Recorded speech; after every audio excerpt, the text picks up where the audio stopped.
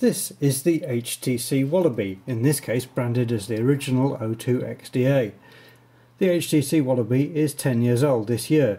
It's HTC's first smartphone, and indeed it's the first Windows smartphone of any type to market, and on top of that it's actually one of the first smartphones at all.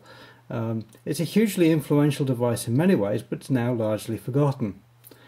One thing you'll notice about it is that it uses a stylus. The stylus goes in the external antenna port, which is rather retro. The interface is quite unlike today's smartphones. It follows very closely the Windows desktop interface.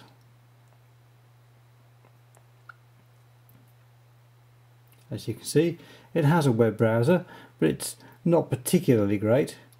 The screen itself is not too bad for something that's 10 years old. It's a 3.5-inch display, which is actually the same size as a modern iPhone. It is a very large device. As you can see, the screen itself takes up a relatively small amount of the front panel of the smartphone. The rest of it is all buttons and metal.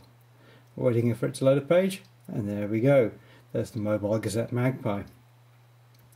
As a device itself, if you wanted to pick one up now, well, they're actually pretty difficult to come by. They didn't sell in very large numbers when they came out in 2002.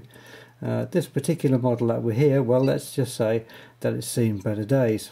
But if you can find one, they're not very expensive. You probably wouldn't want to use one every day as a smartphone. To be honest, you'd be much better off with an iPhone or an Android device, and there's little features in the user interface which are quite horrible. In particular, you have to use scroll bars. You can't just flick and scroll. But as we said, you'll probably pick it up in no time at all.